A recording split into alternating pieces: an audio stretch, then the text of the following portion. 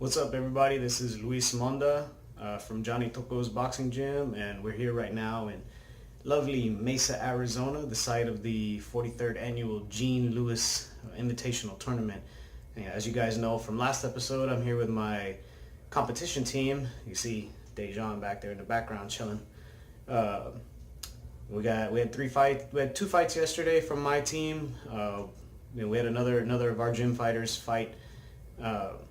Two of my team members had to fight each other. That happens in boxing.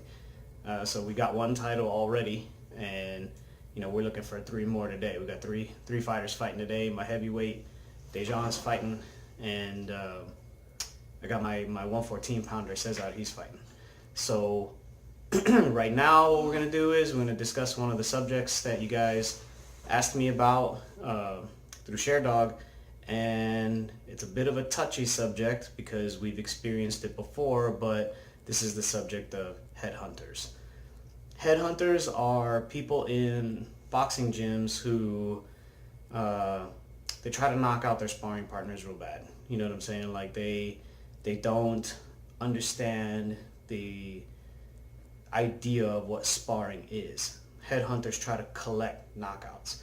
And nowadays, you have like an even worse phenomenon due to social media, because what the headhunters are doing nowadays in order to pump up their egos, to gas their heads up, as the kids would say nowadays, is they'll take like a little 15-second clip of the actual knockout itself, throw it up on social media, and now they got people talking to them like they're a superstar, when the reality is the whole session might not have gone down like that, or you don't know the story behind who it is they're sparring, because it might end up, might be more like closer to a Charlie Zelenoff type situation where they got in with somebody who wasn't expecting that kind of reaction.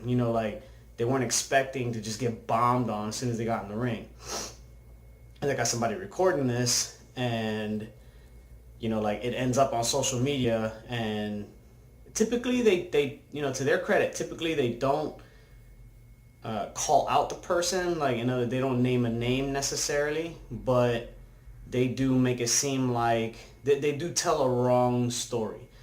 Now, I'm not gonna name any names in this video but most of you who have followed my fighters know that we've come across this before, that this has happened to us specifically. So I'm not gonna name names, because we're not about that. Like, we're not about starting online beefs or whatever.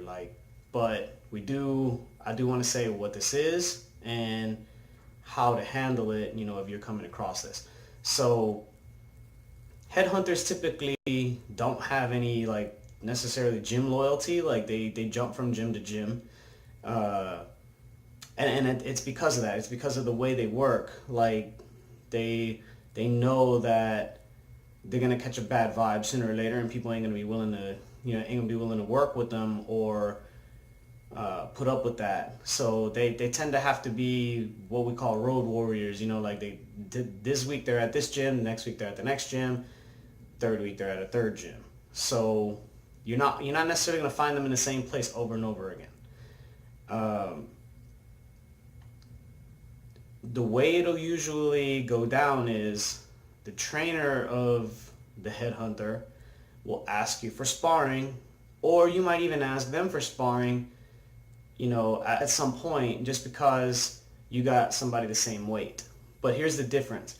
When they ask you for sparring, or you ask them for sparring, they're taking it as a challenge. They're taking it like you're asking them to fight. So they're coming into it with something to prove. They're not coming into it, they're not looking at it as two guys working out together to get better at their craft. They're looking at it as, we're going to prove to you that we're better than you, and that you don't belong in the same ring with us. So, and it might not even escalate right away. Like, first round, they might go slow or start out like normal, and you're gonna think, oh, this is all right. I heard bad things about this kid, and it's not even going like that. But the moment they get offended, like you catch them with a good shot, or anything goes beyond their control, they're gonna start trying to hurt you. They're gonna start trying to knock you out. Um, we had a situation like that, involving Dejan, and I caught a lot of flack for it as a trainer because there were people who questioned, whether or not I was even looking out for him. But the thing is, the way it happened in the session itself, everything happened really quickly, and I didn't spot that he was hurt as bad as he was. The reason for that is because initially when he got hurt, we called a stop to it. Like, it was at the end of the second round, and we were like, yo, that's good. So he went over to thank the other trainer for the work, and the other kid came over to me. And then they walked away from each other at the same time. So the kid was kind of like still in front of me. And what was pointed out to me later by another trainer in our gym is that when Dejan first turned around and started walking back towards me, he stumbled a little bit. If I would have saw a stumble, I wouldn't have necessarily put him into a third round. But when he came back, I didn't see anything wrong in terms of his body language. And I said, are you okay? He said, yeah. I said, do you want to keep going? And he said, yeah. So I was like, well, all right.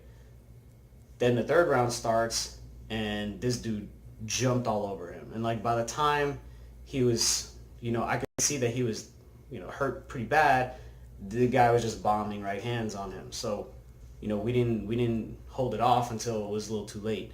And that's something that, as a trainer, I learned from, being more aware of what could be going on that even I'm not seeing. Because all you can do is learn from these situations and grow from them.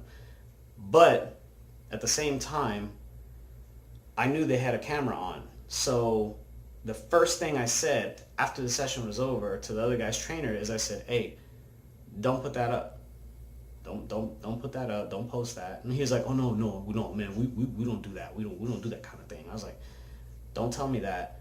2 weeks ago you were here and he beat up a kid in sparring with less experience, and within an hour of y'all leaving, that shit was on YouTube. So don't tell me you don't post it, because you do post it. I'm telling you, don't post this. All right, man, yeah, we got it. We got you, bro. Like, it ain't like that. Da, da, da, da. No, they were out in the parking lot and they still posted it.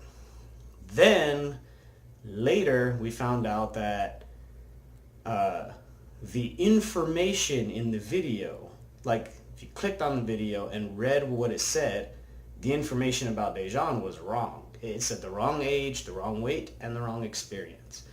It had him as heavier than he is, older than he is, and with more fights than he actually had at the time. So that's another thing that headhunters will do habitually, is they'll exaggerate the level of their opponent because that gasses their head up. They'll say, oh, so-and-so is a middleweight when really they're a welterweight. Or they'll say so-and-so has 20 fights when they might have 4 fights. You know what I'm saying? Or they'll say so-and-so is 21 years old when at the time he was 18. Like that's par for the course, because they're gonna say anything to make themselves seem more substantial. But the one thing about headhunters that I will tell you is they'll always get their comeuppance. You know what I'm saying? The boxing community is extremely tiny.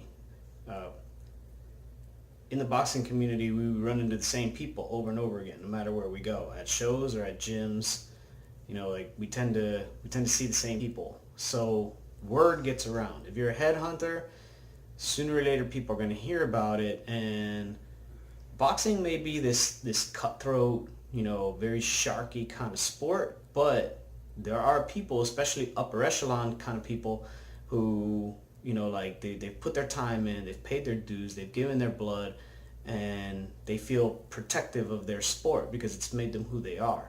A good example of this is actually in the movie Creed. There's the scene where Adonis goes into the gym and he wants to be trained, and he gets in the ring and knocks out a pro. He's a pro and he knocks out a pro, And he's telling you, yeah, he a killer, right? He a killer. He a killer, right? He's a killer. Where your killers at? Like that's kind of, they put him in kind of a headhunter position, even though he felt like he was being that way out of necessity because everybody was ignoring him. Most headhunters, like, they don't have like a nobility kind of thing behind them like that. They just want to knock people out. You know what I'm saying? In gyms, in fights, whatever, whatever. Like I said, they collect knockouts. But what happened in that scene?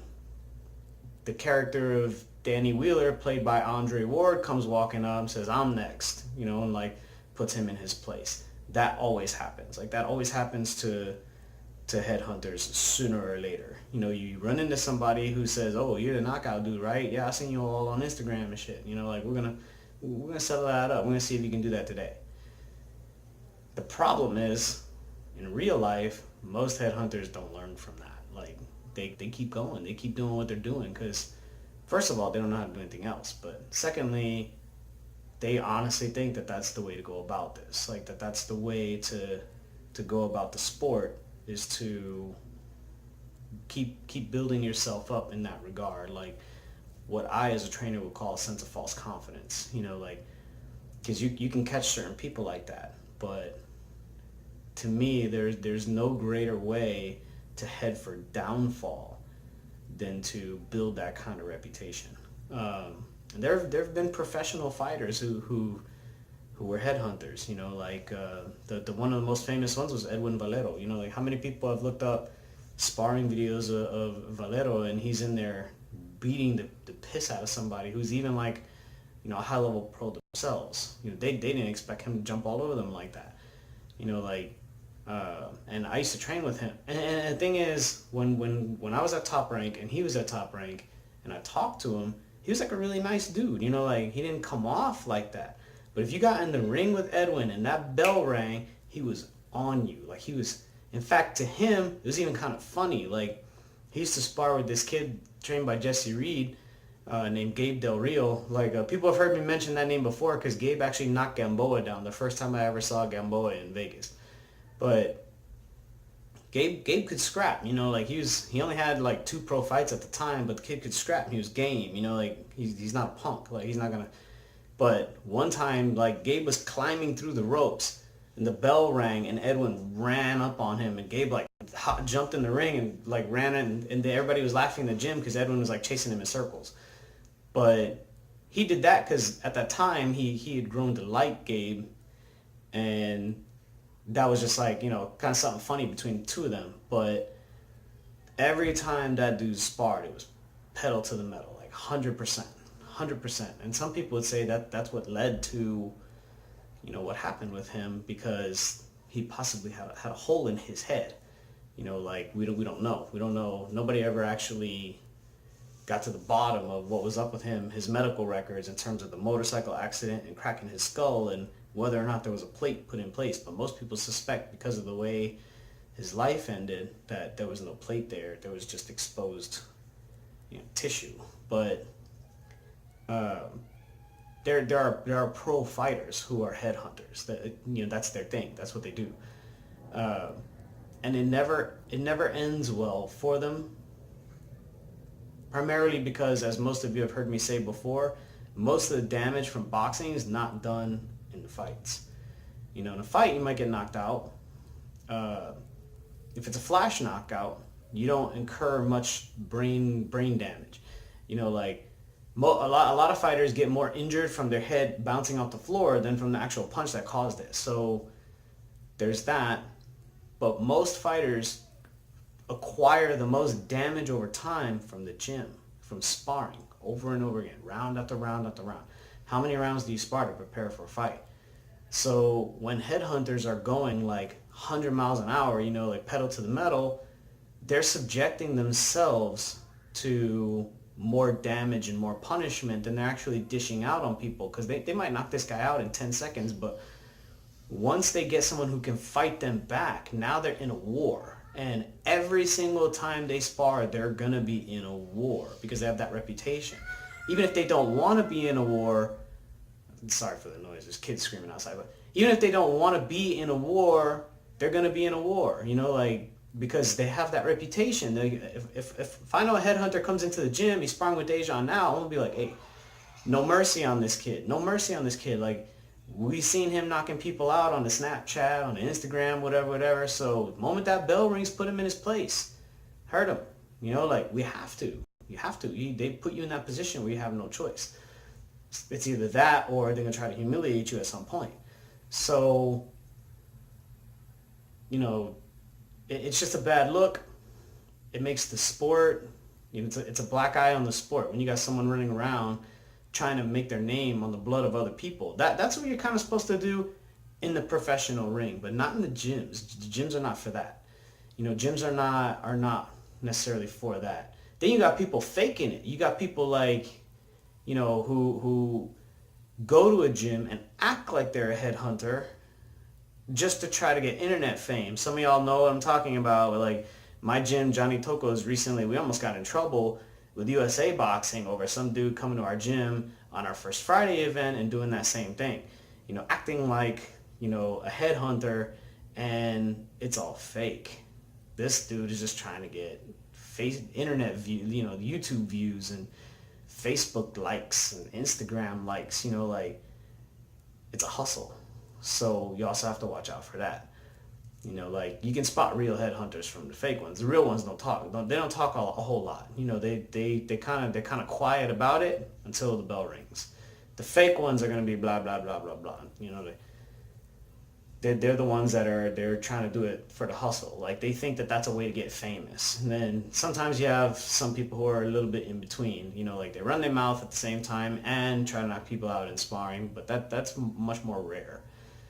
This gym wars stuff that people are selling online, like on one hand, some people would say that there's no such thing as bad publicity, but on the other hand, you got to think, how is this making does this make our sport look legit, or do we look like a bunch of clowns who can't keep order? You know what I mean? Like, and I'm sure some of you guys from Share Dog will understand, because we had a discussion about that in one of my threads about how that kind of thing makes your gyms look, whether or not you can keep order. Now, I personally think you can't always keep order. Like there's going to be times where an intense sparring session is an intense sparring session, and people get knocked down, people get hurt, people get knocked out.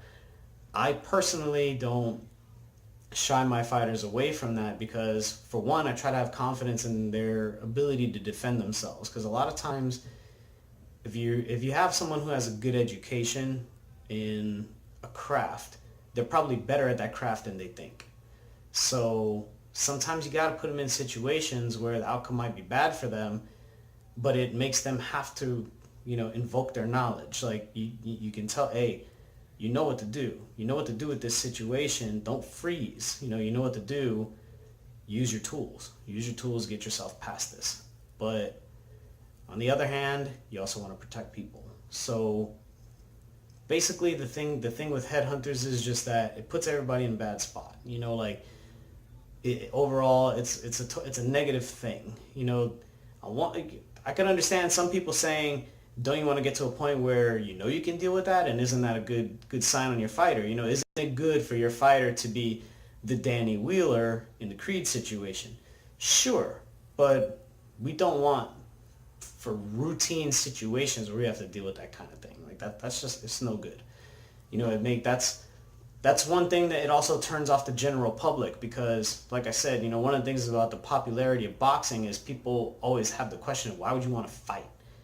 Why are you solve your problems with violence? In an increasingly pacifistic society, why do you want to fight people? Like that kind of thing being a headhunter and having them around, it only increases that feeling in the general public. It only increases that situation where they don't understand why we do what we do, but they don't understand our sport. So typically they get banned from gyms, and they should be. You shouldn't be trying to hurt people in gyms and get more people out of your sport. That doesn't make any sense, because if you crack on a kid who barely knows anything, he's probably going to quit. She's probably going to quit. Something, no good is going to come of it, other than you're stroking your own ego, and that's not a good look. So that's the deal with headhunters. My thing would be prepared to deal with them because they're here. They do exist, and with the advent of social media, it's probably not going to go away. But it should go away. If you spot someone you think's like that, and the manager of your gym or the owner of your gym is not fully aware of it, let them know. Hey, this person, I've heard some things, or if you've seen it on social media, they should be excluded. Because they should be told, hey, no, we get your game. You're coming here, you're trying to hurt people, and we're not about that. We're about that in competition, not in the gym where it doesn't necessarily mean anything. I can't think of a situation where it's good to be a headhunter other than if you're sparring for a high level fighter, like a champion. Back in the day, certain fighters used to put bounties on themselves, like you've all heard the stories of Freddie Roach pulling Pacquiao sparring partners aside and saying, hey, I'll give you $500 if you knock him down today. Larry Holmes used to put $10,000 bounties on himself. Hey, you knock me down, I'll give you 10 grand, out of my purse. So in that situation, you're being asked to be a headhunter, but you're being asked to be a headhunter by a world champion. That's something complete. You might be an amateur, and this dude's a world champion. So that's something completely different. Don't treat low-level stuff like it's like that. It's not going to get anybody anywhere. So thanks for watching. We gotta get ready to bounce to this tournament. Beat some dudes up where we're supposed to, and we'll see you guys next round.